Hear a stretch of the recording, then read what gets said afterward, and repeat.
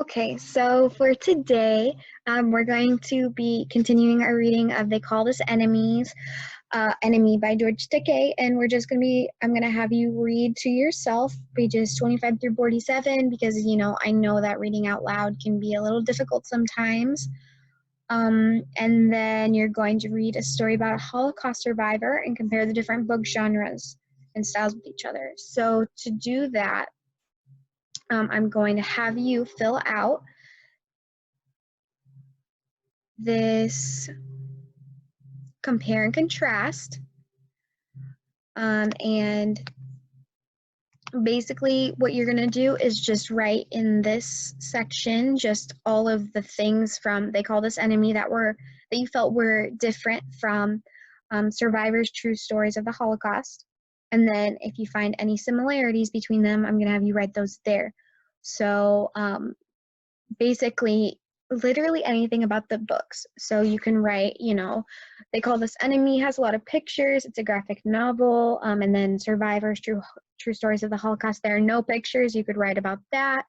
You can write that they were both about the persecution of a group of people.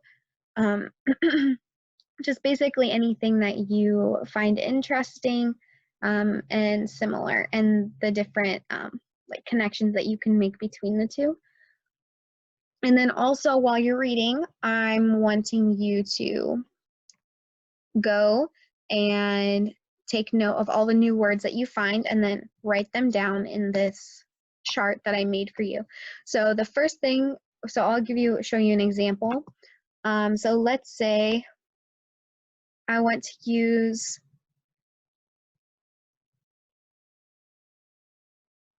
go back to the top so I won't go too far for you. This word seized. So I will show you that one really quick. This is seized right here. So to find out the context of this, I'm going to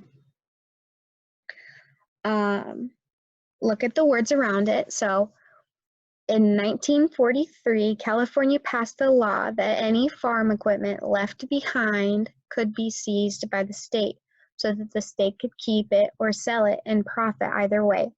So I see that it's talking about the Japanese leaving their farm equipment.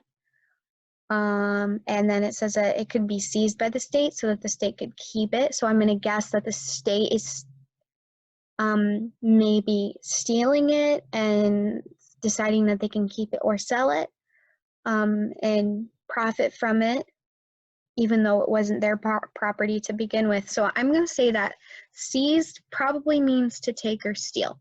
So I'm going to go back to my vocabulary chart, and I am going to write here after. So I'm going to write seized, because that's my new word that I found and what I think that this word means. I'm going to say to take or steal. And then at the end of this lesson, whenever you have some free time, because I know we're not going to have enough time during this lesson to do all of this, I would like for you to go to this link here that I have, Merriam-Webster's Dictionary, and search the words. So I'm going to search up seized and see how close I was to the correct definition. So seized means to confiscate or take possession of. So I'm going to go back and I'm going to write that the official definition was to take possession of, which is basically almost exactly what I wrote as to take or steal. It's just a little less specific. So that's what you're going to do. And then towards the end of this, I'm going to have you kind of have a discussion with me about what you felt like you've learned from this, why you believe that maybe these books are similar, different, why maybe they're still relevant, any similarities that you've seen from these situations that maybe you've experienced in your own life or you've seen happen maybe on the news or in a movie or anything. And so one of the like sentence structures that I have provided for you, just in case you want to use it to help you come up with something to say.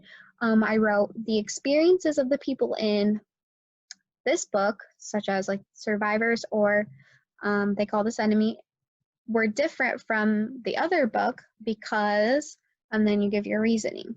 So if you want to use that structure, you can, or you can say however you want, or you can say, I believe these books are similar because,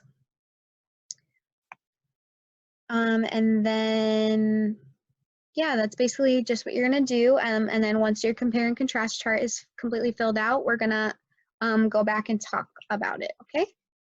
So whenever, let me know whenever you're done. So now that you've finished filling out your word chart, your vocabulary chart, I kind of want to just look over this really quick and just see how you did. So it looks like you did a really great job of looking at the words around them and kind of trying to decide what they mean and decipher what they mean. I understand that saboteurs, you weren't quite sure on that, and that's okay. There are a lot of words that, you know, sometimes they don't even make sense with the context that they're in. It's really hard to guess. Sometimes they're a little vague. So if you want to, you can just use your resources and look up the definition and just take note of what it means. Maybe try to use that in your next writing assignment. That might help you remember the word. Yeah, really great job on that. And now we're going to go to compare and contrast. So I see that you've written quite a bit here. So I kind of want to ask a few questions about this. So what do you think that the authors, you know, author of They Call This Enemy, George Takei, he included quite a few pictures, you know, because it's a graphic novel. Do you think that what do you think about what these pictures added to the story? Do you think that it would have been the same, you know, impact on you if it didn't have any pictures like in Survivors? What's your opinion on that? Which did you prefer and why? And why do you think that they just arrested people because of the way that they looked or their heritage? Why do you think that this was something similar? Have you seen that happen in your own life, in the news today? Does this still happen today? Like, what's your opinion on that too? Those are my questions. So I just wanted to say that, you know, we've basically done everything that we can do for today. We don't really have that much more time, but you've done a really great job in working diligently, picking out really great information from your stories, and also looking at the context to decide the meanings of words. I can tell that you've really improved from the last time we worked on that. And then next week, we're going to be meeting back in our group, in our inquiry groups, and we're going to start looking at doing some more research from online sources so that we can collect a bunch more facts and then come back and try to write a debate about this topic so that we can educate others as well on it. And then do you have any questions for me before we go at all? If you do have any questions that you think of later on, you can just go down underneath this and just type some out for me, and then I'll try to get those answered for you before next time that we meet. And then, yeah, just keep going over those vocabulary words, maybe try to write a few paragraphs or something including those words, or try to include as many as you can. And yeah, that's about it. So thank you so much for your hard work, and I'll see you next time. Bye.